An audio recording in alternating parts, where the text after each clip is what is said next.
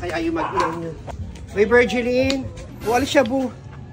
Saan lang ako masaya itong map ko? Kahit 20 lang, nataga akong persa ngayon eh. Ito lang yung gamit natin doon sa bahay. Baka patutusan na pambili ng bigas. Bigas na. Oh my God. Bakit sarado tindahan ni Negra? Nakakalungkot talaga. Mula nung umalis si Nena, nagpunta ng London. Hindi ko na masyadong nararamdaman yung happiness sa tapat ng tindahan ni Negra. Ramdam ko rin yung kalungkutan nilang dalawa. Oh my God. Si Alicia Buin, pati si Virgilin. Ay, naku namang problema nga ako. Hinahanap ko si Aling Adelfa, pati yung anak niyang babae. Nungutang sa akin ng panty ng Avon. Eh, duty na kahapon pa. Ay, hindi ko naman nakita kung saan nanirahan yung dalawang yun. Eh, punta ko doon sa bahay ni Aling Putsay. Wala na doon, di na nangungupahan doon. Pinalayas daw. Bakit naman pinalayas? Eh, di siya nagbabayad ng upe. Tama ba yung narinig ko? Pinalayas na si Aling Adelfa, pati yung anak ko sa bahay ni Aling Putsay na nagbabayad ng upa.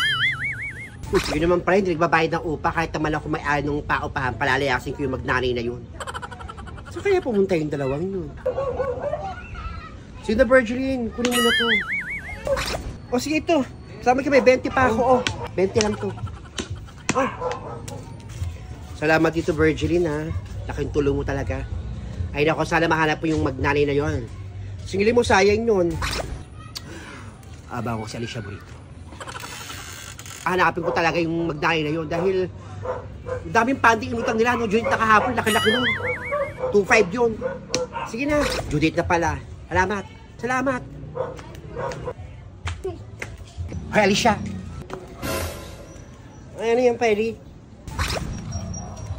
Pwede ba magtanong sa'yo? Ay, yung tanong mo naman. Tama ba yung narinig ko sa usapan niya ni Virgilin kanina na pinalayas na si Aling Adelfa pati yung anak niya doon sa bahay ni Al Putsay? At hanggang ngayon, hindi niya pa rin makita-kita. Oo, tama yung narinig mo. Palibasa kasi, mga hindi babayad ng upa kaya pinalayas na sa bahay ni Aling Putsay. Sabi ko ni.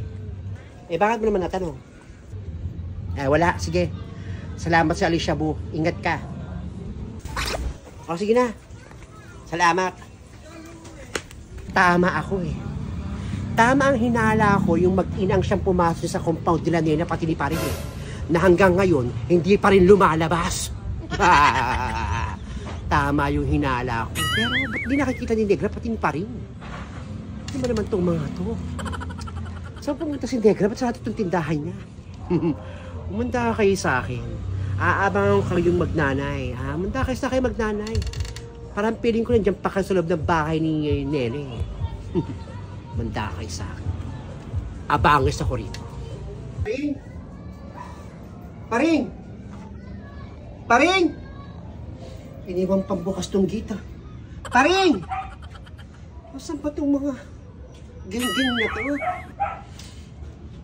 Ako na lang mag-aabang dito. Nasaan pa itong si Negra? Negra! Negra! Saan pa itong mga tropa nito ni Nena? Negra! Negra, alam ko na kung sino yung nandun sa bahay nila Nena. Nasaan ba itong mga to? Negra! Mga buwisit.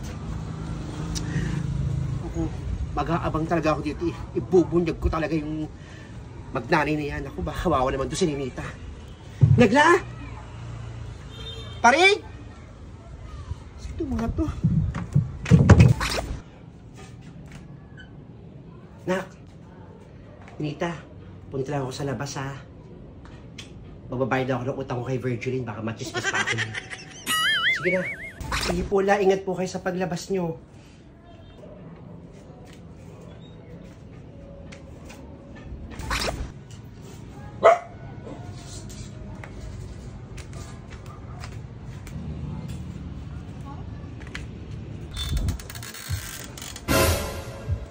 Sabi ko ni, si Aling Adelfa yun. May pagtago pa sa tuwalya. Umanda kayo sa akin.